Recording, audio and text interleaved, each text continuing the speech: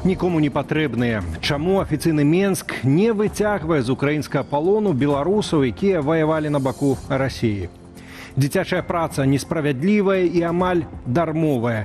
І адменены дзень незалежнасці Беларусі. Панядзелак 27 ліпеня 19 гадзіна. Аб'ектыў. Я Валер Руселік, вітаю гаспадарства і запрашаю на выданне.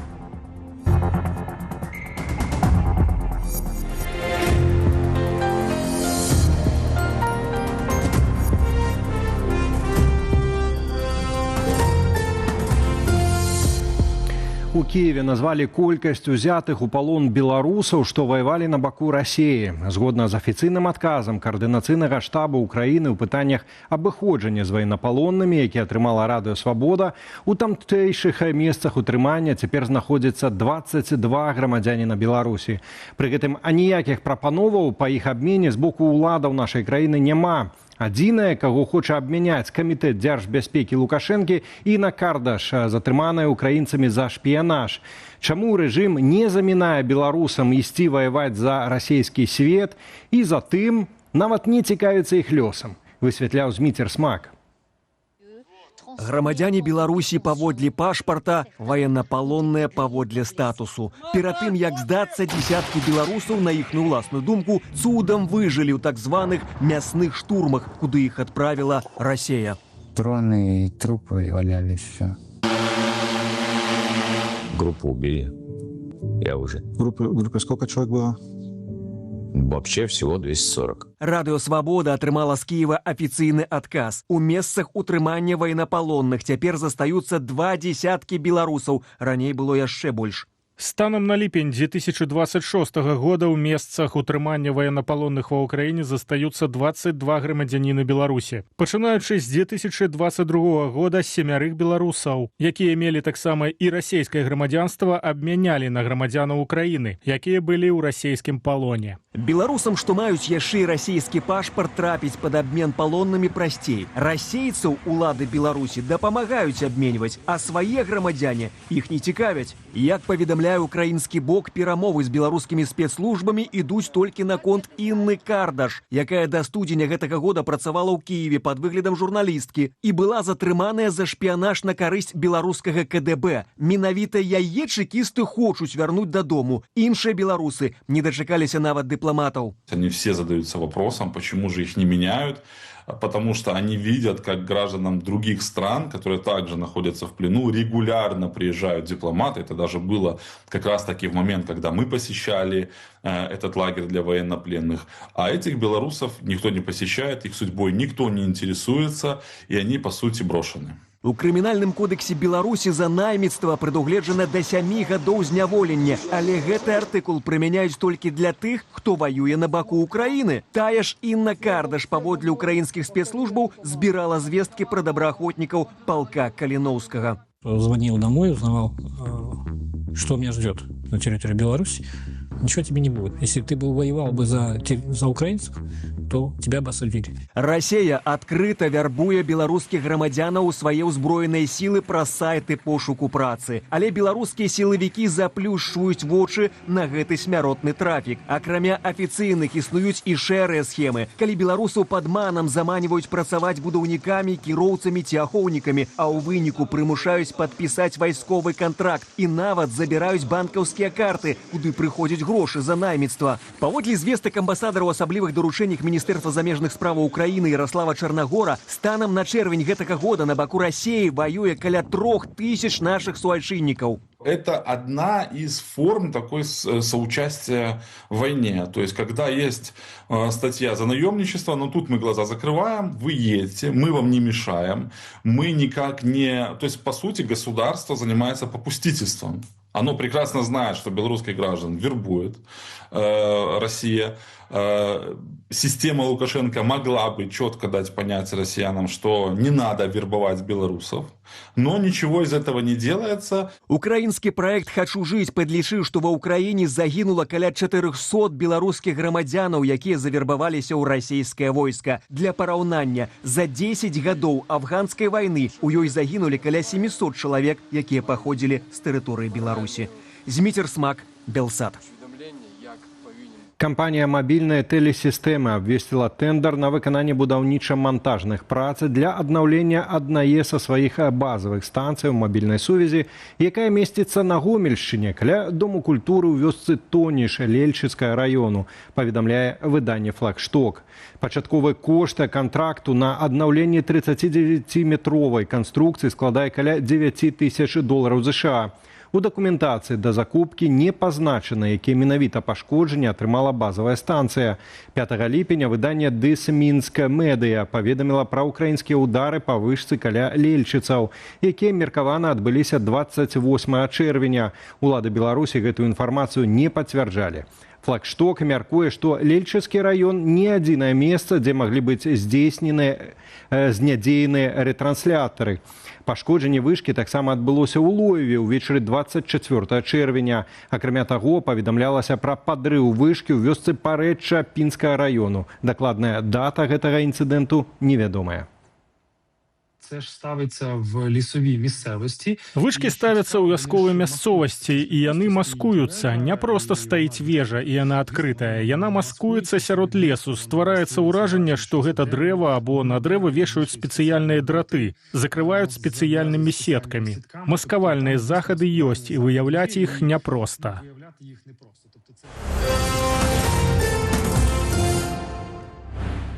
Больш за 150 тысяч студэнтаў і шкаляроў сёлета выбралі не традыцыйны летні адпачынак, а магчымасць падзарабіць. Балазе ўлады абяцалі ім, цытата, «справядлівую зарплату».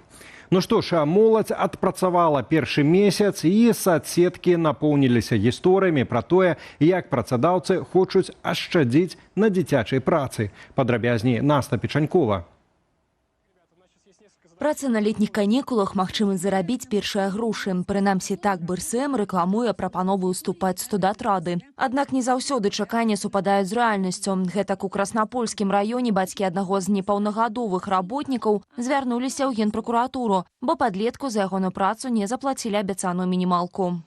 Падчас праверкі ўстаноўлена, што прадпрыемствам, на якім працавалі 19 непаўналетніх удзельнікаў і 1 паўналетні камандзір атраду, праігнараваныя патрабаванні заканадаўства пры аплаце іх працы. Агульная сума недаплачаных грашовых сродкаў склала больш за 5000 рублёў. Пасля ўмяшання пракуратуры 20 студэнтам налічылі грошы, а супраць кіраўнікоў прадпрыемства распачалі адміністратыўную справу. Кожны працадаўца жадае сэканоміць, і ёсць такое жаданне тут зэканоміць на гэтых студэнтах, якія ўвогуле у асноўнай масе не ведаюць сваіх працоўных праў, як гэта працуе, і тут такі саблазн кінуць на грошы і зэканоміць за іх кошт. І гэта не адзіная падобная гісторыя. Некалькі дзён таму школьнік расказаў у сацыяльных сетках пра працу ў аршанскім лясгасе. Паводле ягоных словаў, падчас працаўладкавання яму і іншым падлеткам абяцалі каля 1000 рублёў. Але пасля 3 тыдняў праполкі маладога ельніку ён атрымаў толькі 119. Пры гэтым умовы працы былі, цытата, «пякельныя», 30-градусная спёка і адсутнасць дастатковай колькасці пітной вады. У каментары да аўтара допісу прыйшлі іншыя бацькі. На другі ж тыдзень гэтыя дзеці пачулі, што атрымаюць не больш за 150 рублёў. Мы падумалі, што гэта толькі размовы. Але калі прыйшоў час разліку, усе былі ў шоку. Максімальная плата складала 139 рублёў. Мая дачка атрымала 79. Канешне, гэта несправядліва. На допіс адрэагавала і Міністэрства лясной гаспадаркі. Аднак у хадзе праверкі несправядлівасці не выявілі. Маўляў, усе чыталі і падпісалі дамовы, у якіх прапісаная норма працы – 348 рублёў за 900 квадратных метраў. І нават яе школьнікі, маўляў, не выканалі.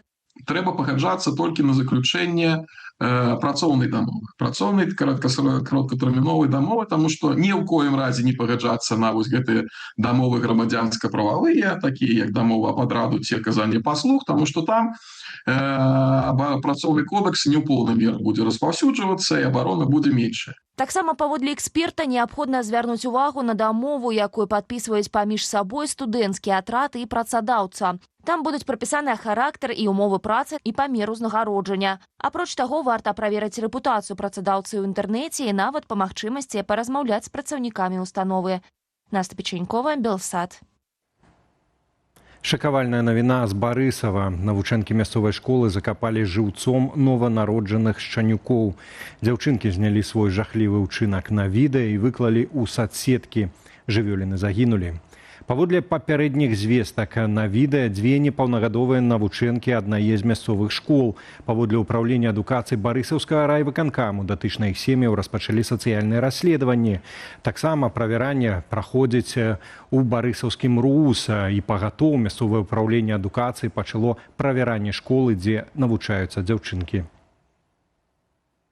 Дзе шукаць прычыны гэтага здарэння і што рабіць бацькам, калі яны заўважылі ў свайго дзіцяці схільнасці да жорсткага абыходжання з жывёлінамі, мы запыталіся ў псіхатэрапеўткі Ганны Матуляк.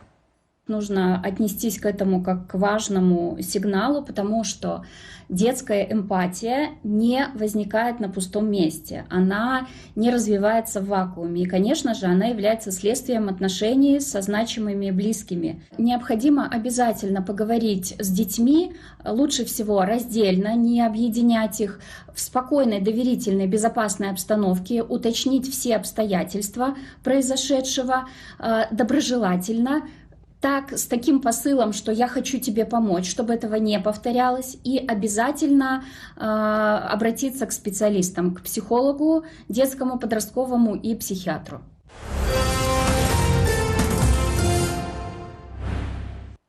«44 затрыманыя за хабарніцтва. Беларускія сілавікі адсправаздачыліся пра выкрыццё маштабнай карупцыйнай схемы, звязанай з тэндарамі. Паводле Генпракуратуры сярод арыштаваных службовыя асобы прадпрыемстваў аграпрамысловага і паліўна-энергетычнага комплексаў, ЖКГ, будаўніцтва, транспарту і адукацыі. Агульны аб'ём хабараў склаў болей за 750 тысяч рублёў. Арганізатарам жа схемы стаў заснавальнік шэрагу камерцыйных арганізацыяў. Імя гэтага бізнэсоўца пакуль што не называюць. Паводле сілавікоў карупцыйная сетка дзейнічала прынамсі некалькі гадоў. Некаторых фігурантаў справы затрымалі непасрэдна падчас здзяйснення злачынства, паведамляе Генпракуратура. Управление по борьбе с экономическими преступлениями города Минска. Мы задаем вам один вопрос. Вы взятки получали от нее? Нет. Никогда не получали? Нет. Последняя встреча ваша была задокументирована. Фигуранты систематически получали незаконные вознаграждения от участников закупок в обмен на гарантированное продвижение их коммерческих интересов. Они обеспечивали выбор определенных организаций в качестве поставщиков строительных материалов, электрооборудования и запасных частей, способствовали беспрепятственной приемке товаров и контролировали своевременную оплату поставок. Міністэрства працы і сацыяльнай абароны зацвердзіла новыя памеры бюджэту пражытковага мінімуму. З 1 жніўня сярэдні БПМ на душу насельніцтва падвысяць амаль на 20 рублёў, да 530 рублёў. Для працаздольнага насельніцтва новая сума БПМ складзе 574 рублі, для пенсіянераў 380 рублёў, для дзяцей ад 6 до 18 гадоў 519 рублёў. Гэта ўжо трэці пераразлік БПМ у 2026 годзе. Папярэднія падвышэнні былі ў лютым і траўні. А новыя памеры бюджэту пражытковага мінімуму будуць дзейнічаць да 31 кастрычніка. Аўтаматычна павялічацца і прывязаныя да бюджэту пражытковага мінімуму сацыяльныя выплаты, у прыватнасці даплаты да пенсіяў для беларусаў ва ўзросце 75+, і аднаразовая дапамога пры нараджэнні дзіцяці. 27 ліпеня 36-я гадавіна прыняцця Вярхоўным Саветам БССР дэкларацыі аб дзяржаўным суверэнітэце нашай краіны. А ўжо ў наступным годзе, 25 жніўня 1991 года, дэкларацыя атрымала статус канстытуцыйнага закону. У Беларусі 27 ліпеня, як Дзень незалежнасці, афіцыйна святкавалі з 1991 па 96 гады. Гэта быў выходны дзень. Пасля лістападаўскага рэферэндуму 1996 Лукашенко прызначыў днём незалежнасці 3 ліпеня, дзень вызвалення Менску ад нямецка-фашысцкіх захопнікаў. А пра дату здабыцця незалежнасці афіцыйная прапаганда стараецца не ўзгадваць. На Беларусьфільме завершыўся конкурс сцэнароў. На ім вызначылі 4 пераможцаў, паводле якіх абяцаюць ужо ў найбліжэйшыя гады выпусціць паўнаметражныя фільмы ды скарыць імі гледачоў. І пагатоў, штогод студыя падпісвае пагадненні з замежнымі партнёрамі, але фільмаў ад гэтага больш не выходзіць. Ды і грамадскага рэзанансу ад стужак таксама не заўважна. Дык ці чакаць рэнесансу айчыннага кіно, разбіралася Ірына Дарафійчук. Беларусьфільм абвясціў вынікі конкурсу сцэнарных матэрыялаў для вытворчасці мастацкіх фільмаў. Іх маюць рэалізаваць цягам 2 наступных гадоў. Тыя людзі, якія ёсць на студыі ў штаце, яны ўсе занятыя на праектах. Вось Іван Павлаў, і он недавно зняў гэты фільм «Высота». І он павінен яго здаць у наступным годзе. Таксама Кірыл Халецкі зараз пачаў толькі здымаць студку па літаратуры Федарэнкі. Працаваць на Беларусьфільме няма каму, адзначае Тарас Тарналіцкі. Пасля 2020 года кінастудыя страціла цэлы шэраг знакавых рэжысёраў, аніматараў і менеджераў. Некалькі разоў змянялася і кіраўніцтва. Семенов Дмитрий Сергеевич представляется на должность генерального директора Национальной киностудии «Беларусьфильм». Дмитрий Семенов змяніў на пасадзе Юрыя Аляксея, які кіраваў кінастудыяй з восені 2023-го. Уладзімір Карачэўскі перад гэтым пратрымаўся на пасадзе 5 гадоў. Летась у чэрвені кампанію наведаў Лукашенко, учыніўшы кинематографистам разнос. Смотреть просто нечего. Окончательно потеряны семейная, юношеская, детская аудитория. И мне не нужно с вашей стороны рассказывать о том, как мы рванули в работе со зрителем и организовали просмотры для трудовых коллективов. Напрыклад, як і для іншых айчынных фільмаў пераважна прапагандысцкай скіраванасці, менавіта калектыўныя і фактычна абавязковыя прагляды арганізоўвалі летась у верасні для стужкі «Класная». На гісторыю пра маладую настаўніцу, якая па размеркаванні трапіла ў вясковую школу, паводле падлікаў журналістаў, за паўгода да прэм'еры ўжо выдаткавалі амаль 800 000 рублёў. Паводле ж Беларусьфільму, стужка сабрала ў пракаце больш за 1 000 000 рублёў. Одна из лучших выпускниц педуниверситета. Галоўным замежным партнёрам кінематаграфістаў застаецца Расія, але значная частка расійскіх сродкаў абмінае Беларусьфільм, заўважае Тарас Тарналіцкі. Да прыкладу, стужку «Дранікі» зняла менская прыватная студыя «Киноцех». Будем продавать драники. Цяпер у працы кінацэху з дзясятак падобных праектаў, разлічаных на расійскі рынак. Фонд «Кіно Расіі» вылучае на іх сродкі, бо пасля пачатку паўнамаштабнага ўварвання ва ўкраіну не можа легальна паказваць заходніх стужак. Спачатку яны здымаюць у Беларусі, як было з дранікамі, але гэта такое забаўляльны, не вельмі, я б сказаў, такі вельмі лёгкі, месцамі не вельмі ахайна зроблены контент. Ён не палітызаваны, ён якраз наадварот вельмі эскапісцкі, то бок ён як бы распавядае пра тую рэчаіснасць, у якой зараз не жыве ні Беларусь, ні Расія.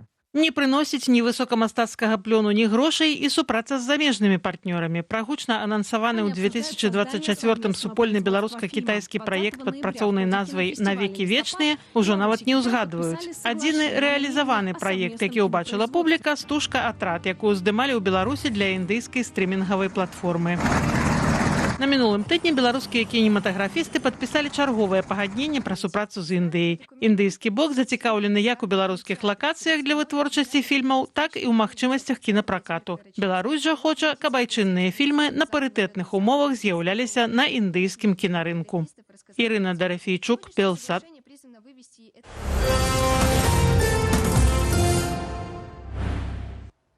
На Гарадзенскую вобласць абрынулася магутная залева. Найбольш пацярпеў абласны цэнтр, які трапіў пад моцны дождж і шквалісты вецер з парывамі да 20 метраў за секунду, што ў сваю чаргу прывяло не толькі да часовага зніжэння бачнасці на дарогах, але і падтаплення вуліц.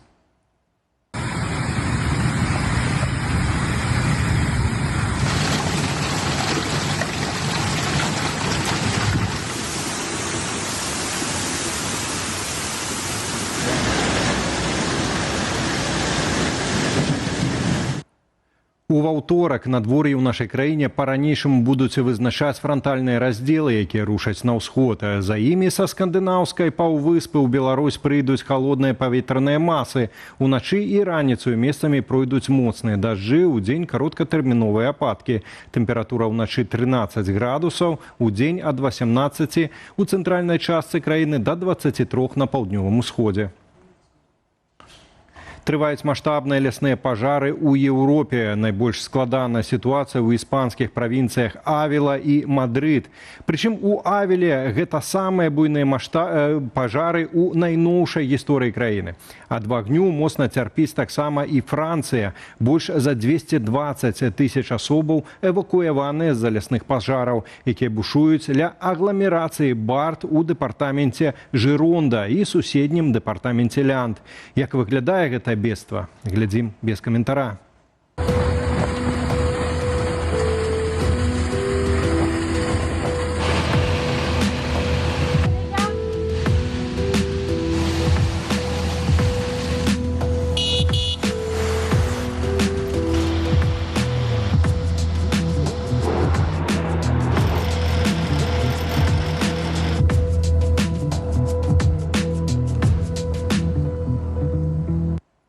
В аб'ектыве на сёння ўсё. Болей навіны ў нашых сацыяльных сетках і на старонцы belsat.eu.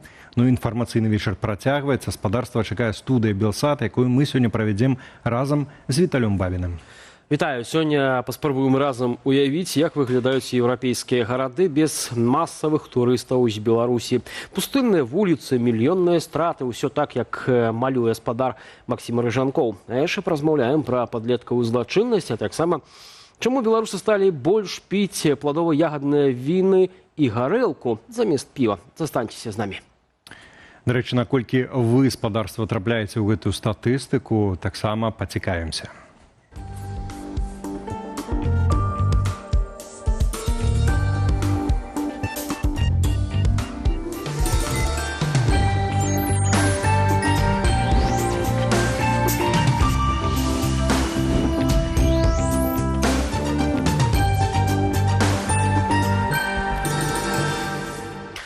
Спадарства, працуем у жывым эфіры, і сёння для вас падрыхтавалі чарговае онлайн-апытанне на нашым YouTube-канале Белсат Ньюс. Ну, уласна, ці ўжываеце вы алкаголь, давайте прызнавайцеся. Маем для вас некалькі варыянтаў адказу, таму, каб папрасцей было прызнавацца. Так, ужываю шмат, заліваю за каўнер, хто як называе, як вы самі адчуваеце. Ёсць варыянт, што ўжываю, але значна менш, час ад часу, не шмат, нейк такі варыянт. І варыянт зусім не ўжываю, калі ласка, галасуйце. Вельмі цікава з гэтага боку пазнаёміцца з нашай аўдыторыяй. Зрэшты, раней праводзілі, Валера, падобнае пытанне, з таго, што памятаю, большасць нашых гледачоў галасавала за варыянт, што нагул не ўжываю алкаголь. І цяпер таксама, прынамсі на гэты момант, гэты варыянт перамагае. Што не можа не радаваць, а мы да першай тэмы, да гэтай яшчэ дойдзем абавязкова. Спадарства, Еўропа сама сябе ізалявала і цяпер пакутуе без беларускіх турыстаў і танных рэсурсаў. З такой заявай выступіў міністр замежных спраў Беларусі Максім Рыжанкоў. Дарэчы, паводле яго, чарговыя санкцыі еўразвязу наносяць больш шкоды самім краінам еўразвязу, чымся Беларусі.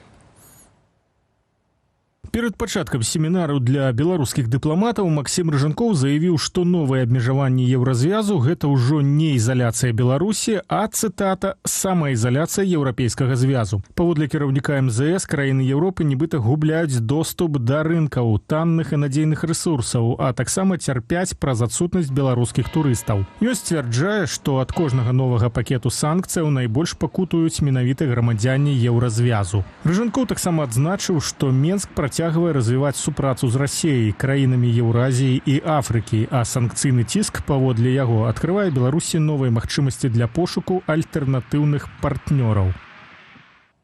Александр Класкоўскі, палітычны аналітык інфармацыйнага агенцтва «Позірк», з намі на відэасувязі. Добрый вечар, спадар Александр. Дзякуем, што далучыліся да эфіру. Добрый вечар.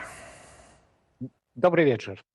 Ну як лічыце, вось Максім Рыжанкоў, робячы такія заявы, як бы спрабуе звярнуць увагу аб'яднанай Еўропы на Беларусь, што, маўляў, ну вось вы без нас, куды ж вы без нас? І пустыя гарады, мільённыя страты. Ці некія іншыя гэтыя заявы разлічаныя на ўнутраную аўдыторыю ў самой Беларусі? Ведаеце, я б не надаваў занадта вялікае значэння гэтым заявам з дзвюх прычынаў. Па-першае, увогуле Міністэрства замежных спраў цяпер вялікай ролі ў замежнай палітыкі не адыгрывае. І раней Лукашенко гэту лінію збольшага вызначаў. Ну а цяпер мы бачым, напрыклад, на амерыканскім трэку там у адной з галоўных роляў генерал Церцель, кіраўнік беларускага КДБ. Спецслужбы цяпер болей займаюцца, і на польскім трэку, дарэчы, таксама КДБ працаваў над вызваленнем Пачобута, у прыватнасці, вось над гэтым шпіёнскім, так бы мовіць, абменам. Гэта першая прычына. Рыжанкоў, ён шмат у чым такая дэкаратыўная фігура, на перамовах з Амерыкай яго ўвогуле не бачна. Ну, а па-другое, ведаеце, сам ён не параўнаць, напрыклад, з нябожчыкам Макеем, які быў усё ж такі неардынарнай асобай. Рыжанкоў як выйдзе, як скажа што-небудзь прэсе, а гэта менавіта перад пачаткам мерапрыемства. Ну, вось сунулі яму там мікрафон, і ён прагаварыў гэты набор прапагандысцкіх штампаў, якія проста прагучалі анекдатычна, скажем так. Таму я і кажу, што гэта такі своеасаблівы стендап, што Еўропа пакутуе, што там бязлюдныя гарады, уяўляем сабе гэтую карціну ў Еўропе. Карацей, прападае, загінаецца Еўропа без Беларусі. Спадар Александр, ну сапраўды цяжка ўявіць, што еўрапейцы сядзяць, грызуць сабе пазногці, як жа ж мы, слухаюць Рыжанкова, плачуць. Цяжка ўявіць такое, а ці можна ўявіць, што насамрэч гэты стендап ягоны, ён скіраваны найперш на унутраную аўдыторыю, калі так, то навошта, які сэнс? Ну і на ўнутраную аўдыторыю, у каго ёсць трохі мазгоў, дык той бачыць, так бы мовіць, когнітыўны дысананс уладаў. З аднаго боку, вось у выкананні Рыжанкова гэтым разам, а не аднойчы Лукашенко, казаў, што санкцыі нам толькі дапамагаюць, мы сталі мацнейшыя, гэта надало нам дынамікі, надало імпульс. Вось. А разам з тым скардзяцца на гэтыя санкцыі. Лукашенко кажа, вы мне пятлю на шыю накінулі, дык што я там буду лавіць мігрантаў і гэтак далей, перастаньце душыць. Дык усё ж такі гэта станоўчы стымул, ці гэта пятля на шыі. Хай яны вызначацца, але вызначыцца яны не могуць таму, хто ў лес, хто падробы. Ну, гэта увогуле характэрная рыса прапаганды, не толькі беларускай, што логіка там і не начуе. Разам з тым, Еўразвяз плануе цяпер прымаць не чарговыя пакеты санкцыяў супраць Менску і Масквы, а хочуць зрабіць такія дадатковыя пакецікі, заўважыла выданне «Інсайдер». І гэта зроблена для таго, тэматычнымі пакетамі, каб абыходзіць вось права вета, якое раней накладала, напрыклад, Вугоршчына. Ці такая ідэя з боку Еўрапейскага звязу можа спадабацца спадару Рыжанкову і Александру Лукашенко, як лічыце? Ну, Еўразвяз увогуле рухаецца да таго, каб паступова скасаваць гэта права вета. Пра такую рэформу там даўно гавораць, таму што сёння Орбан, дакладней учора, сёння яго ўжо, дзякуй Богу, няма, і ён не можа тармазіць, але там можа нейкі Кіпр улезці, яшчэ нейкая краіна, і гэта не таму, што там мяшкі грошай з Масквы яны атрымалі, хоць і без подкупу ў пэўных сітуацыях не абыходзіцца. Мы ведаем такія расследаванні і бачым, што ў гэтым плане Масква актыўна працуе, але проста тыя ці іншыя краіны свае прабіваюць, лабіююць інтарэсы. Вось вы нам дайце гэта, кажуць яны Брусэлю, тады мы згодзімся. Канешне, гэта анахранізм, які варта пераадольваць, і гэта дапаможа Еўропе вось канапаціць тыя шчыліны, якія пакуль што ёсць у санкцыях. Ну, у такой ситуации, калі еўрапейцы, бачна, што настроеныя на такія зацісканне гэтых санкцыйных абцугоў вакол шыі рэжыму Лукашэнкі, чаму рэжым Лукашэнкі замест таго, каб вось палохаць еўрапейцаў гэтымі стендапамі Рыжанкова, ён не ідзе на нейкія больш канкрэтныя крокі, улічваючы, з-за чаго тыя ці іншыя санкцыі не былі ўведзены.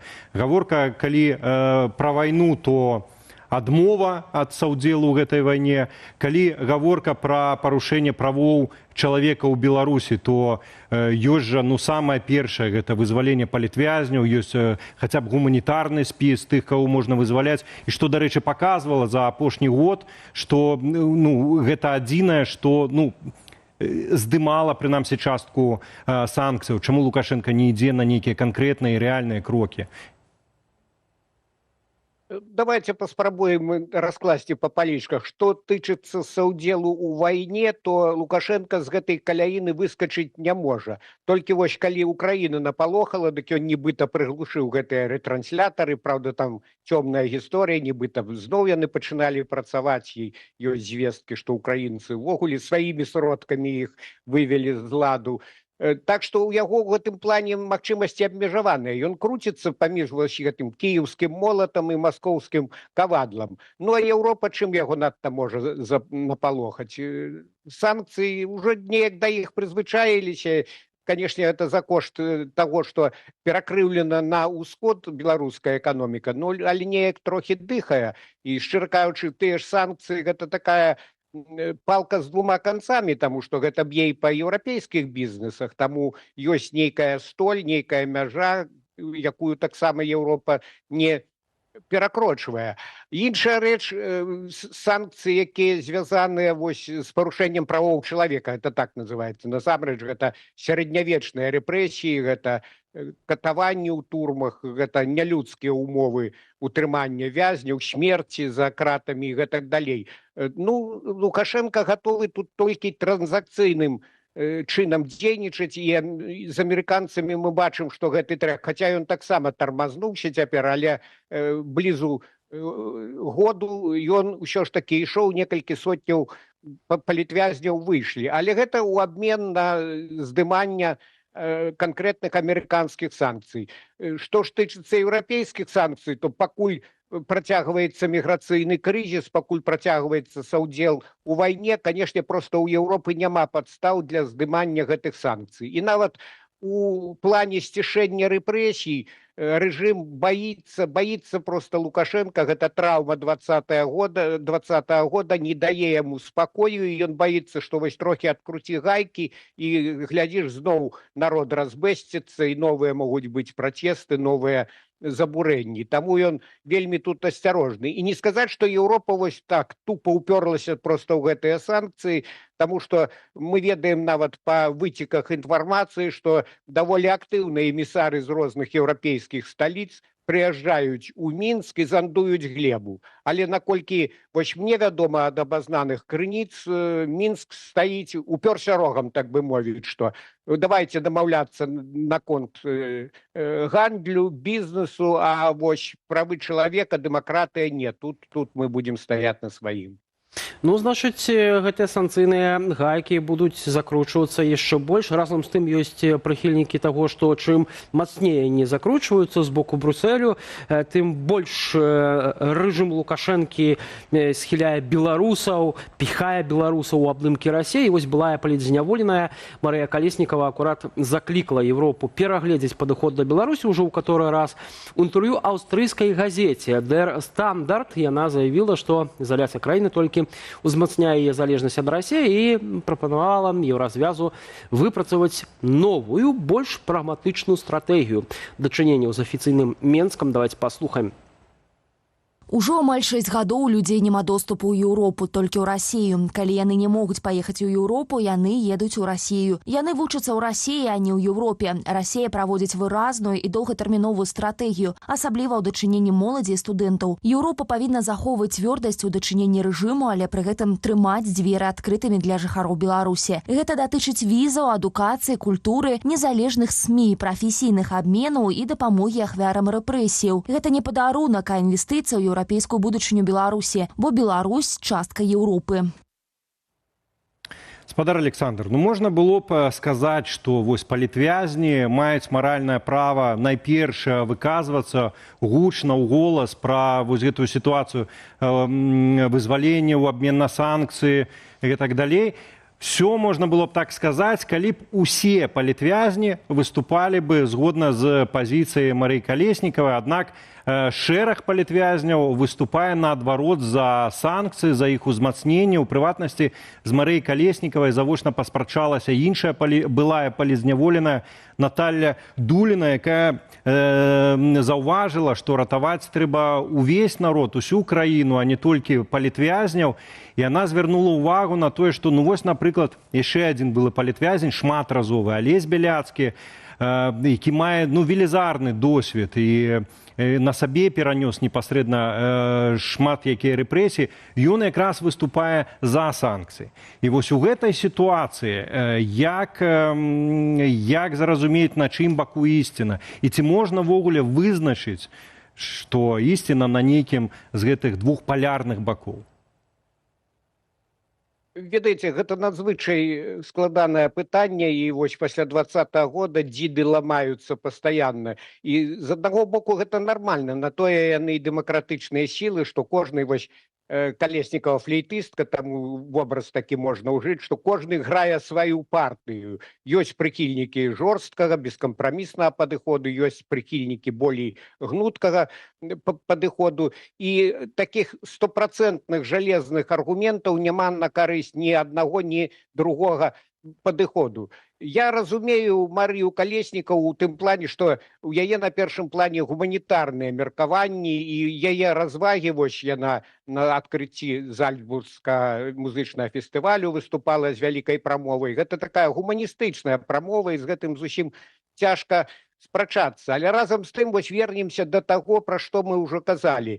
Ідзе вайна. Беларусь, беларускі рэжым дакладней, гэта саўдзельнік агрэсіі. І таму, натуральна, у краін Еўропы, у краін НАТО, асабліва тых, што мяжуюць з Беларусю, дамінуе логіка секюрытызацыі, то бок адгарадзіцца і максімальна неяк сваю бяспеку ўзмацніць на выпадак магчымай нейкай гібриднай, а то і наўпроставай агрэсіі. Іншым разам тут бываюць перагіны, мне здаецца, што фобіі перавялічаныя бываюць. Калі там у краінах Балтыі раздаюцца галасы, а давайце ўвогуле аўтобусны рух з Беларусю спынім, бо там шпіёны панаедуць, агенты. Дык яны ў кожным разе, яны з аквалангам праплывуць праз Балтыйскае мора. Таму ёсць у гэтым плане перагіны, і, канешне, магла б быць болей гнуткая палітыка, але зноў жа вось даваць болей візаў. Калі Лукашенко павыганяў супрацоўнікаў, скараціў да мінімуму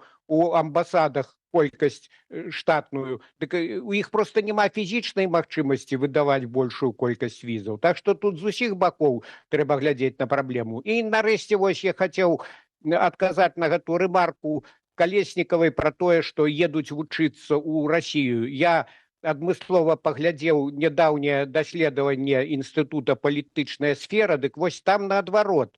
10 гадоў таму у 2 разы болей ехала ў Расію, там 24 тысячы навучэнцаў было ў 2013 годзе, а летась ужо болей за 20 тысяч у Еўропу, а ў Расію толькі 10 з хвосцікам. То бок перакуліліся гэтыя лічбы наадварот, удвая болей амаль што беларусаў едзе вучыцца ў Еўропу. Так што гэта тэндэнцыя перамагае, але, канешне, было б добра, каб яшчэ болей студэнцкіх віз выдавалі, каб там розныя праграмы, якія прываблівалі беларускую моладзь. Гэта, канешне, трэба. Ну, і зноў жа, бачыце, тут рэжым вось аб'яўляе, напрыклад, абвяшчае Еўрапейскі гуманітарны універсітэт экстрэмісцкай арганізацыі. Канешне, такія дубаломныя метады яны адпуджваюць Беларусь ад Еўропы. Але я думаю, што не ў Вільню, дык у нейкі іншы горад, у Варшаву паедуць, там у Гданьск і гэтак далей. Усё адно гэта тэндэнцыя, я думаю, будзе мацнець. Спадар Александр, яшчэ пытанне вось адносна таго, што казала Марыя Калеснікава ў гэтым інтэрв'ю, што ў Расіі на выпадак сыходу Лукашэнкі ад улады ёсць свой план адносна Беларусі. А ці мае быць нейкі план у Еўропы? І ці ёсць ён, як вы лічыце? Ну, па-першае, мне цікава, з Крамля Калеснікавай канкрэтна паведамляюць пра свае планы датычна Беларусі. Ну, гэта трошкі я з іроніяй кажу. Зразумела, што тут сама імперская сутнасць Расіі падказвае, што ў выпадку, калі Лукашенко так ці іначай стане няздольным выконваць свае функцыі, то Масква пастараецца скарыстацца гэтым момантам. Безумоўна, каб падгрэбці бліжэй да сябе гэту тэрыторыю, гэты стратэгічны плацдарм ці беларускі балкон, як яны яго называюць. Ну, праўда, тут многае будзе залежыць ад таго, у якім стане да таго часу будзе знаходзіцца Расія, калі гэты транзіт улады ў Беларусі пачнецца. У тое, што Лукашенко там сыдзе на ўсебеларускі народны сход, зойме там крэсла старшыні, аддасць некаму гэта спірно, я не веру. Я думаю, што толькі фізічная немагчымасць прывядзе да транзіту ўлады. Што тычыцца Еўропы, то фармальна нейкі план у іх ёсць. Я нагадаю, што ў 2021 годзе Еўракамісія абнародавала такі комплексны план рэформаў, падтрымкі рэформаў у выпадку дэмакратызацыі Беларусі. Но але гэта такі дакумент даволі абстрактны. На якім этапе можна сказаць, што пачалася дэмакратызацыя, на што канкрэтна гэтыя грошы будуць давацца і гэтак далей. У гэтым плане вось я нядаўна прачытаў даследаванне Цэнтра новых ідэй акурат пра варыянты транзіту улады ў Беларусі. Там Рыгора Стапеня, палітолага, ягоныя калегі зрабілі гэтую працу. Яны схіляюцца да таго, і эксперты, якіх яны апытвалі, што найхутчэй, што будзе аўтарытарны транзіт, то бок або нехта з сям'і Лукашэнкі, або нехта з сілавікоў, у каго большы рэсурс, прыйдзе да ўлады пасля цяперашняга правадыра рэжыму.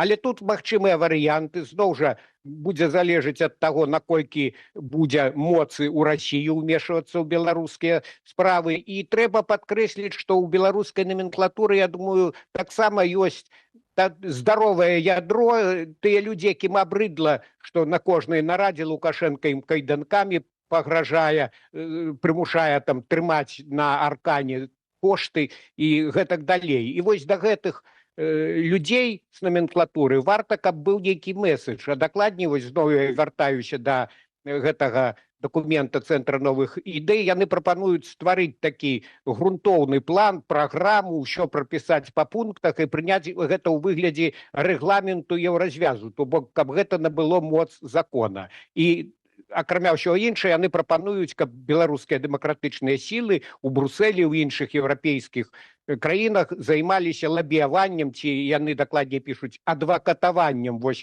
такой сапраўднай праграмы для Беларусі, якая паказала пернікі і вось той частцы номенклатуры, якая, у прынцыпе, разумее, што вось гэта завязка на Расію і няспынныя рэпрэсіі, гэта шлях у тупік, і што трэба неяк выграбаць на дарогу паляпшэння дачыненняў з цывілізаваным светам. Я думаю, што гэта разумее сам Александр Лукашенко. Дзякую вам вялікі за гэтую размову. Александр Класкоўскі, палітычны аналітык інфармацыйнага агенцтва «Позірк», быў з намі на відэасувязі. Ну і, власна, тэма, якую мы вам абяцалі на пачатку нашага выдання. У студыі Белсат у Беларусі стала менш непаўналетніх асуджаных за наркатычныя злачынствы. Пра гэта сведчыць новая статыстыка Верхоўнага суда. Ну і разам з тым агульная колькасць асуджаных падлеткаў за паўгода практычна не змянілася, а найбольш распаўсюджанымі па-ранейшаму застаюцца маёмасныя злачынствы. Паводле звестак Верхоўнага суда, за першае паўгоддзе гэтага года за злачынствы, звязаныя з незаконным абарачэннем наркотыкаў, былі асуджаныя 19 непаўналетніх. Усяго ж за розныя злачынствы ў Беларусі за паўгода асудзілі 239 падлеткаў. Гэта толькі нязначна больш, чым летась. Найчасцей непаўналетніх прыцягвалі да адказнасці за злачынствы супраць маёмасці, крадзяжы, махлярства, рабаванні і незаконнае завалоданне транспартам. На другім месцы хуліганства і іншыя правапарушэнні супраць грамадскага парадку. У статыстыцы таксама адзначаецца, што 9 падлеткаў былі асуджаныя за садзейнічанне экстрэмісцкай дзейнасці, а яшчэ некалькі паводле іншых артыкулаў, звязаных з так званымі злачынствамі супраць дзяржавы. Большасці непаўналетніх суды прызначылі не пазбаўлення волі, а выхаваўчыя меры, адтэрміноўку або іншыя віды пакарання. На сувязі Мікалай Казлоў, прадстаўнік аб'яднанага пераходнага кабінету у аднаўленні правапарадку. Спадар Мікалай, добрый вечар. Дзякуем, што далучыліся да эфіру. Добрый вечар. Добрый вечар. Ну, як вы лічыце, чаму больш чым на 50% скарацілася колькасць непаўналетніх, якіх асудзілі за наркатычныя артыкулы ў параўнанні з першым паўгоддзям мінулага года? Пра што сведчыць гэтая статыстыка? Ну, прежде всего, наверное, указывает на то, что центр внимания наркоконтроля немножко сместился в другую сторону. У нас же не пишут о том, что у нас сократилось потребление наркотиков, сократилось количество наркоманов. Мы знаем о том, что 95% наркотиков распространяется через интернет. Это, как правило, курьеры, закладчики, как мы знаем, и значительную часть вот этой категории людей, которая, она самая наивная, ее легче всего привлечь, это несовершеннолетние. Я думаю, с этим связано. Просто сконцентрировались, видимо, на другой проблеме, может быть, на всех не хватает. И, ну вот, я только этим могу объяснить, потому что никаких свидетельств того, что наркоманов стало меньше или как-то перекрыли, значит, доставку наркотиков в Беларусь. Граница с Россией открыта, а это основной, так сказать, поток идет через белорусско-российскую границу. Поэтому, ну, вот так. Агулам, на ваш погляд, спадар Мікалай, вось калі параўнаць з часамі, калі вы працавалі ў органах унутраных справаў, і сёння вось гэтая подлеткавая злачыннасць, яна все ж таки зніжаецца з гадамі ў Беларусі? Ну, у меня ощущение, что да. У меня ощущение такое складывается, что вообще вот криминальное преступление, уголовное преступление, они пошли на спад. И это не объясняется даже не тем, что стало меньше людей, которые хотели бы легко нажиться. Просто сложнее стало получить прибыль от преступления. Если раньше, там, скажем, воровали, ну что, например, квартирные кражи были, то сейчас я думаю, что они сошли на нет. В мое время это были самые распространенные виды преступлений. Поэтому, на мой взгляд, просто многие виды преступлений потеряли экономическую целесообразность. То есть ты рискуешь, ты можешь сесть надолго, а получить из этого выгода, ну, такая совсем небольшая. Поэтому очень много преступлений, которые я вот вижу, я так время от времени отслеживаю, связано с употреблением спиртных напитков, там, хулиганство, и, в общем, какие-то такие... Пока я сидел, кстати, вот в тюрьме, в колонии, да, там очень много людей, я слышу, за что их посадили, и, честно говоря, я даже иногда удивлялся, что многие вещи можно было за такие преступления и не садить. Вот. А вот такие корыстные, они пошли на спад, просто это потеряло какой-то экономический смысл, на мой взгляд. Именно поэтому остались наркотики, ну, это основное, так сказать, и мошенничество. Вот два вида преступлений, которые в последнее время начинают расти, а все остальное пошло на спад. Спадар Мікалай, ці ўплывае неяк на статыстыку афіцыйную вось гэткая перакваліфікацыя сілавых структураў, у прыватнасці міліцыі, на палітычны пераслед апанентаў гэтага рэжыму? Ну, я вам скажу, что это, кстати, и когда я говорил, что МВД сконцентрировалось на другом, я думаю, что значительные силы и средства направлены как раз вот на подавление политических оппонентов.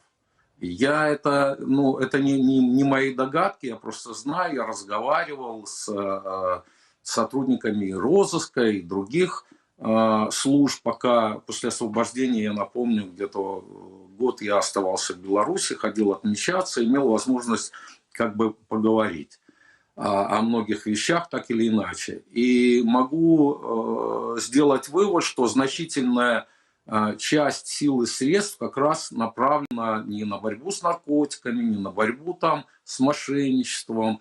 Это по остаточному принципу. Основная вот после 2020 года основная задача – это вот политические оппоненты, те, кого не устраивает режим Лукашенко, вот все связанное с этим.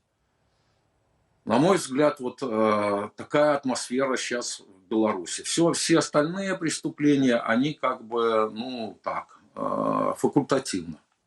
Вядома, што прынцыпе зніжаецца і колькасць забойстваў у Беларусі, але разам з тым вось па сваім журналісцкім досведзе шмат разоў пісаў такога кшталту артыкулы пра забойствы, пра нанясенне цяжкіх цялесных пашкоджанняў менавіта пад уплывам алкагольных напояў. І тут цікавая статыстыка, якую днямі апублікавалі журналісты, спасылаючыся на дадзеныя статыстычнага камітэту, што вось расце колькасць спажывання пладова-ягадных вінаў амаль на 20% у першым паўгоддзі 26-го ў параўнанні з такім жа перыядам летась вырасла. Больш сталі беларусы піць гарэлкі, каньяку там фактычна на 7%, піва і вінаў менш.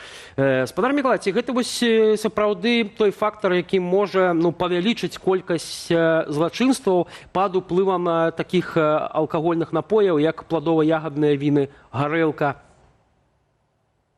Вне всяких сомнений. Я вам скажу, что убийство, это еще в мое время было, и сейчас, наверное, сохранилось, на 90, наверное, 8 или 99, наверное, даже процентов, это, если мы говорим об убийствах, это во время или после распития спиртных напитков.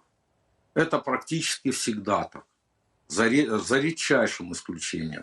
Та же история хулиганства, та же история нанесения тяжких телесных повреждений.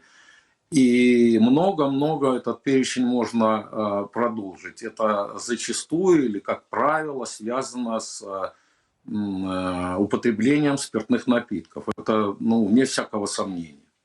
Мы уже давно не говорим об организованных преступных группах, если это не касается наркотиков. То есть в том виде, в котором они были в 90-е годы, скажем, сейчас мы этого не видим.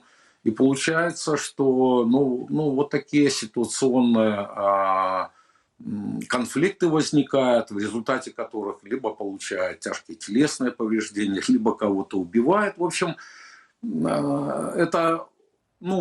связь очевидна между спиртными напитками и преступлениями. Это первое. А само вино, плодово-ягодное, пусть оно и выросло, видимо, оно по сравнению с другими видами стало более доступно и более забористо, что ли. Поэтому люди всегда выбирают, часть категории людей выбирает то, что подешевле. И, видимо, я сейчас не готов сказать по ценам, какая там ситуация, но я думаю, что вот это перекос в сторону плодово-ягодных вин связан вот как раз с ценой и доступностью этих алкогольных напитков. И думаю, что если продолжится повышение цен, то все постепенно перейдут на самогон. Не все, а опять же мы имеем в виду вполне себе определенную категорию людей. Вот так. По-моему, это все мы уже проходили, и так оно всегда было, и мало что меняется.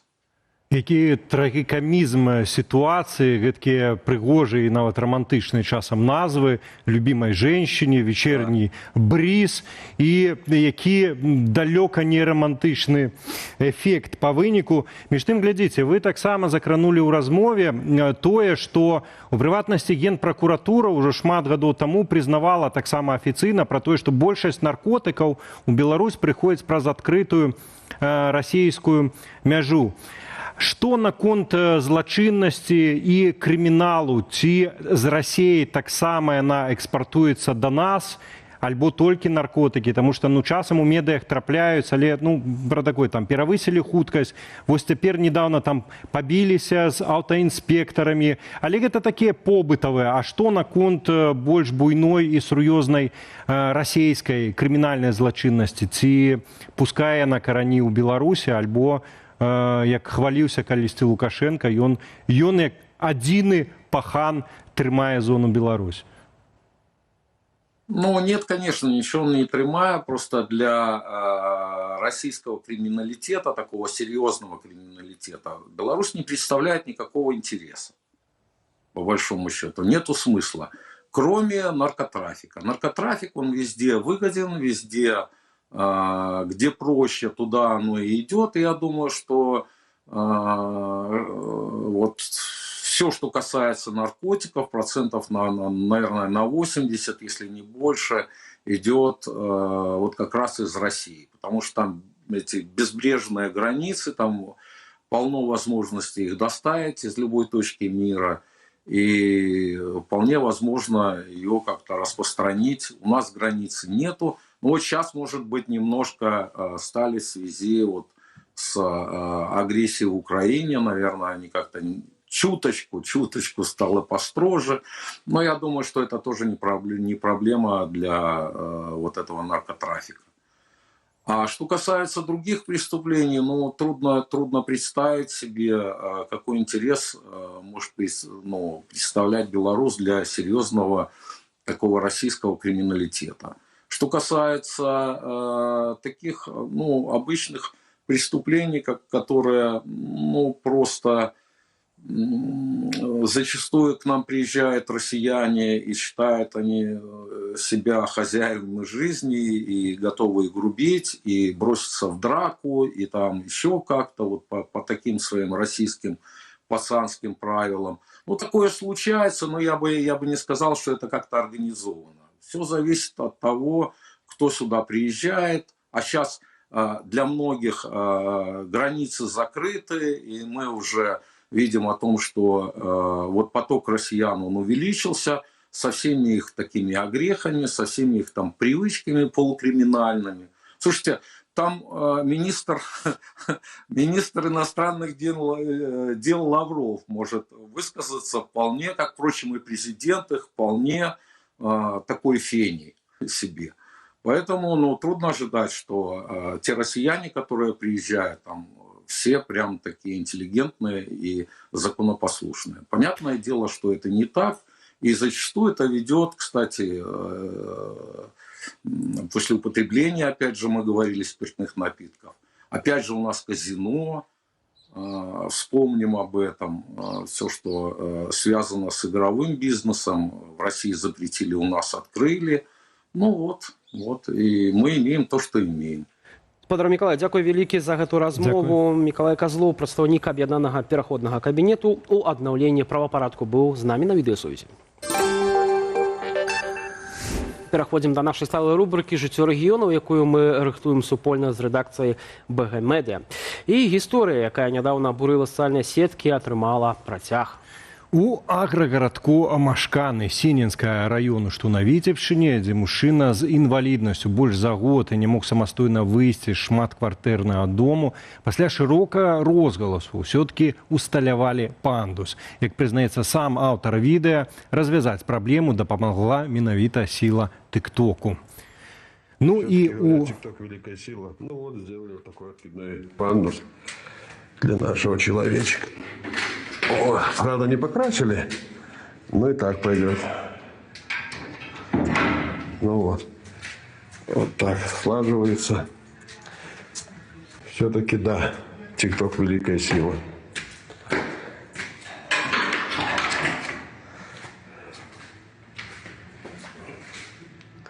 Вот так как-то выглядит. Приятно, победа уже есть в кармане. И человечек уже на улице был, выезжал. Все прекрасно, все хорошо. Таксама, што ўсё добра і ўсё класна, я думаюць жыхары Берасці, бо там з'явіўся першы двухпавярховы турыстычны аўтобус, і напярэдадні дня гораду ён выйшаў на тэставыя рэйсы і адразу стаў адной з самых абмяркоўваных навінак у сацыяльных сетках. Жыхары ацэньваюць ідэю, спрачаюцца пра камфорт паездак і ўжо задаюцца пытаннем, ці стане гэты маршрут пастаянным. Пакуль што аўтобус працуе толькі ў тэставым рэжыме, ён выканаў 3 пробныя рэйсы, злучыўшы гістарычны цэнтр Берасця з новымі мікрараёнамі. Але яшчэ да запуску інтэрнэт запоўнілі дыскусіі. Адны жартавалі, што на другім паверсе без добрага кандыцыянера пасажырам будзе занадта горача. Іншыя звярнулі ўвагу на герб Менску, які нанесены на аўтобус. Разам з крытыкай прагучала і нямала станоўчых водгукаў. Беларусы называюць навінку добрым крокам для развіцця турызму і адзначаюць, што такія аўтобусы ўжо даўно сталі адной з візітовак еўрапейскіх гарадоў. Калі эксперымент акажацца паспяховым, улады абяцаюць зрабіць двухпавярховы турыстычны маршрут у Берасці рэгулярным. Ну што ж, а мы застаемся ў Берасці, калі новы турыстычны аўтобус толькі пачынае ствараць сучасны вобраз уласна Берасця, то чыгуначны вакзал, наадварот, зноўку трапіў у эпіцэнтр крытыкі. Беларусы масава скардзяцца на адсутнасць сапраўднага безбар'ернага асяроддзя і называюць пераход паміж платформамі нялёгкім выпрабаваннем. Прычынай абмеркавання стала відэа, у якім паказалі, як пасажыры вымушаныя цягнуць цяжкія валізкі па лесвіцах падземнага пераходу. У каментарах людзі пішуць, што гэтая праблема існуе ўжо шмат гадоў. Асабліва цяжка, паводле іх слоў, падарожнікам з вялікім багажом, бацькам з дзіцячымі вазкамі і людзям з інваліднасцю.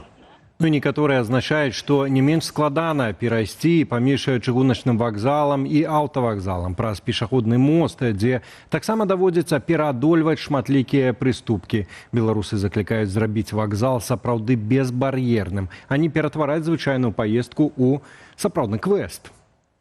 Спадарства, на гэтым ставім кропку эфіру. Дзякуем вам за ўвагу, лайкі і каментары. І дзякуй за удзел у апытанні. Увесь эфір вельмі сімвалічна змагаліся два варыянты паміж сабой. Так, час ад часу ўжываю алкаголь, альбо не зусім не ўжываю. Змаганне і тут працягваецца. Спадарства, дзякуй вялікі. Віталь Бабін, Валерый Руселік. Зычым добрага вечару спадарству. І да наступных сустрэч на Белсаце. Пакуль.